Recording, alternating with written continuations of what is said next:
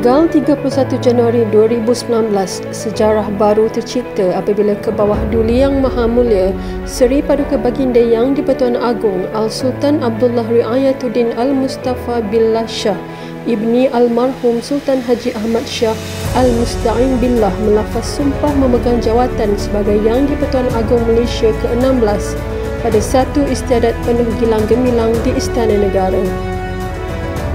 Istana Negara turut menyaksikan satu lagi peristiwa penting dalam lipatan sejarah tanah air apabila Al-Sultan Abdullah Riayatuddin Al-Mustafa Billah Shah ditabalkan secara rasmi sebagai Yang di-Pertuan Agong ke-16 dalam istiadat yang berlangsung penuh tradisi dan adat Raja-Raja Melayu pada 30 Julai 2019.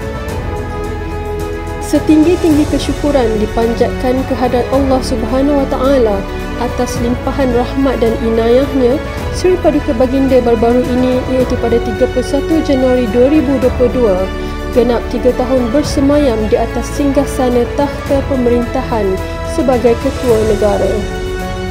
Setinggi-tinggi kesyukuran juga dipanjatkan kehadrat Allah Subhanahu Wa Taala kerana rakyat dan negara di bawah naungan Seri Paduka Baginda sebagai Ketua Negara sentiasa dirahmati nikmat keamanan dan keharmonian meskipun sepanjang tempoh 3 tahun ini negara dan rakyat telah menghadapi pelbagai cabaran dan dugaan.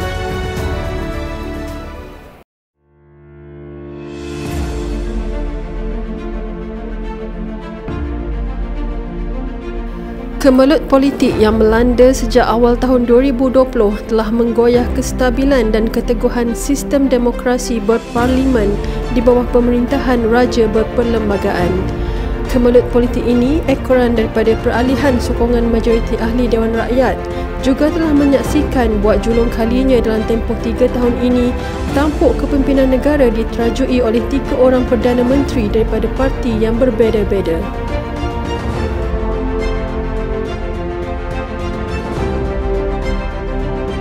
Mac 2020 iaitu lusa hingga 31 Mac 2020 di seluruh negara. Perintah kawalan ini dibuat di bawah Akta Pencegahan dan Pengawalan Penyakit Berjangkit 1988 dan Akta Polis 1967.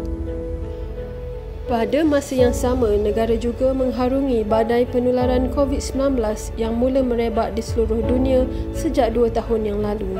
Penularan wabak ini adalah satu dugaan dan cabaran getir kerana ia bukan sahaja mengancam kesihatan dan keselamatan rakyat, malah memberi kesan kepada kesejahteraan ekonomi negara dan kelangsungan hidup rakyat.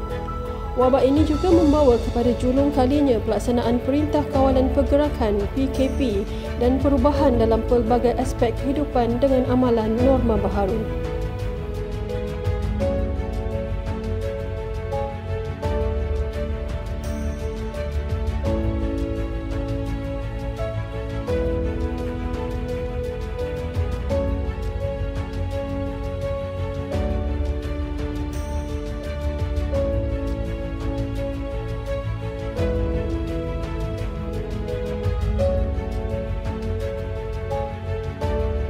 Selain PKP, penularan COVID-19 juga mengakibatkan seluruh negara diletakkan di bawah perintah darurat atas perkenan Seri Paduka Baginda.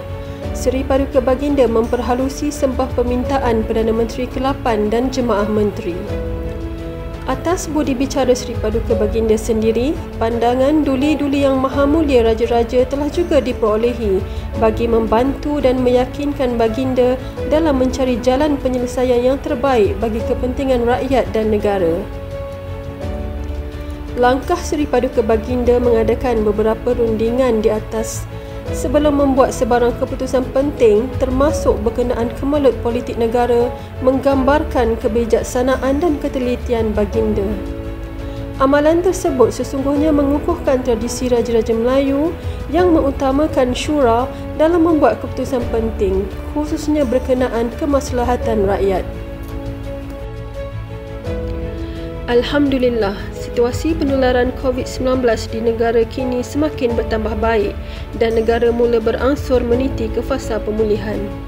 Penghargaan dan terima kasih kepada pihak kerajaan atas pelbagai inisiatif yang diwujudkan sebagai usaha memelihara kesejahteraan rakyat dan negara, serta juga sekalung penghargaan kepada seluruh rakyat, khususnya para petugas barisan hadapan atas kerjasama, ketabahan dan pengorbanan dalam membendung wabak tersebut. Saya dan Raja Permaisuri Agong bersama dengan keluarga saya ingin merakamkan ribuan terima kasih kepada semua barisan hadapan dalam kita memerangi wabak COVID-19 ini. Terima kasih.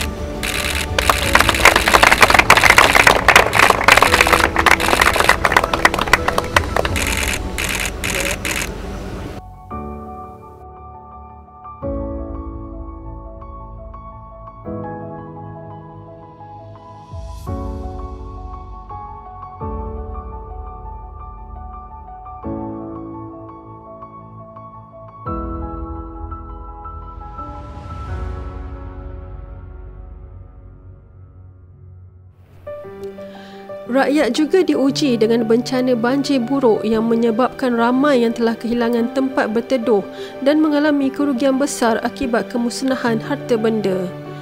Menzahirkan keprihatinan tinggi dan rasa simpati terhadap rakyat yang terjejas, Seri Paduka Baginda turut berkenan mencemarduli berangkat menyantuni dan mengurniakan sumbangan kepada mangsa banjir bagi meringankan beban yang ditanggung mereka. Di samping pelbagai inisiatif bantuan kerajaan, semangat perpaduan dan setiakawan juga terselah di sebalik dugaan ini apabila rakyat tanpa mengira kumpulan etnik dan agama menghulurkan tangan dan tenaga, sumbangan kewangan dan barang keperluan harian kepada mangsa banjir. Semoga semangat perpaduan dan setiakawan yang merupakan tunjang kemakmuran negara berkekalan dan sentiasa dipelihara demi kesejahteraan negara.